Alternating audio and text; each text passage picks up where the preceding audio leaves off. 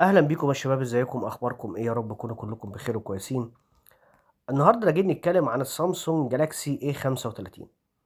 اعمل لايك للفيديو واشترك للقناه وفعل زر الجرس ويلا بينا نبدا على طول. اول حاجه هتشوفها في السامسونج جالاكسي اي 35 ان الثقب بتاع الشاشه اتحط اخيرا في السامسونج جالاكسي اي 35. لو تفتكر معايا ال 34 وال 33 وال 32 كان مفيش ثقب في الشاشه، كان بيبقى النوتش التقليدي القديم جدا. اخيرا يعني سامسونج حنت علينا وحطت لنا ثقب في الشاشه، حاجه محترمه جدا. طبعا من فوق مايك عزل ضوضاء، عندك منفذ الشرايح، من تحت التايب سي والمايك، وعندك السبيكر، وكمان هتلاقي ان مفيش المنفذ 3.5 مللي. طبعا خلاص ما بقاش فيه 3.5 مللي في الموبايلات الحديثه خلاص. هنا بقى عندك من الحاجات اللي انا معجب بيها جدا في تصميم ال 35 او في سامسونج او الفئات الجديده بتاع سامسونج كلها النوتش او الشطفه اللي موجوده عند منفذ او زراير تعلية وخفض الصوت، او عند زرار الباور، بتخليك ماسك الجهاز بشكل اريح.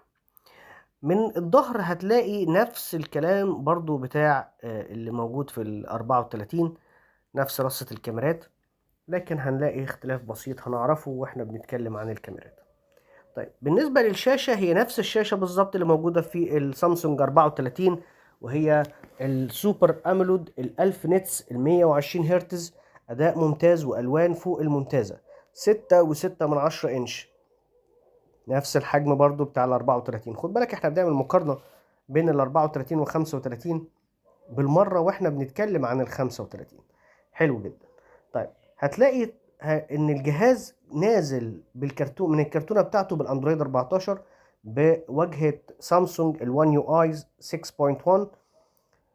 تعال بقى نشوف العتاد الداخلي. العتاد الداخلي البروسيسور المعالج بتاع الجهاز السامسونج 35 الاي 35 الاكزينوس 1380 5 نانومتر.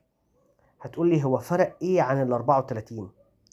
هقول لك ال 34 المعالج بتاعه دايمنستني 1080 6 نانومتر. هتقول لي في فرق؟ هقول لك ده الفرق الواضح قدامك على الشاشه، فرق بسيط ما عدا في اداء الالعاب. الحقيقه اداء الالعاب في ال 35 بيتفوق بشكل واضح وقوي. طيب المعالج الرسومي في الاي 35 هتلاقيه مالي جي 68 ام بي 5، وده معالج محترم جدا في الاداء في الالعاب، خاصه في الالعاب. طبعا الجهاز بيجي ب 128 جيجا مساحه داخليه او 256 مع ال 8 جيجا رام. الكاميرات الحقيقه نفس الكاميرات اللي موجوده في ال 34 ما عدا حاجه بسيطه جدا. الكاميرا الاساسيه في الاي 35 هتلاقيها 50 ميجا بكسل، لكن في ال 34 هتلاقيها 48 ميجا بكسل. غير كده هو نفس الكاميرات. الكاميرا بعد كده في الاي 35 هتلاقيها 8 ميجا بكسل الالترا وايد، والمايكرو هتلاقيها 5 ميجا بكسل. نفس الكاميرات بالظبط اللي موجوده في ال 34. كاميرات الخلفيه او الكاميرا الخلفيه بتصور لحد 4K 30 فريم في الثانيه، حاجه عظمه جدا مع مثبت بصري محترم. طيب الكاميرا الاماميه 13 ميجا بكسل، نفس برضو الكاميرا اللي موجوده في ال 34، بتصور لحد 4K 30 فريم في الثانيه. نيجي نشوف البطاريه الحقيقه جهاز قوي جدا في البطاريه بتاعته، 5000 ملي امبير، بيشحن لحد 25 واط، وده حاجه محترمه جدا. ما بيجيش معاه الشاحن في العلبه، وبنصح ودايما بقول لازم تحط شاحن اصلي او تشتري شاحن اصلي في الجهاز بتاعك، حتى لو هتشحن 15 واط. ما تجيبش شاحن اي كلام وتقول انا معايا شاحن 25 وتبوظ البطاريه بتاعتك، على المدى القصير تلاقي البطاريه بتاعتك باظت. طبعا البطاريه دي هي نفس البطاريه برضو اللي موجوده في ال 34. الجهاز ده الحقيقه الاي 35 بيعمل له النهارده 14000 جنيه مصري، نسخه ال 8 رام 128 جيجا مساحه داخليه. هتقول لي طيب انا لو معايا ال 34 احدث ولا لا؟ هقول لك الحقيقه لا، مش هتلاقي فرق واضح وقوي في الجهازين، او لو عملنا مقارنة بين الجهازين، غير في اداء الالعاب فقط.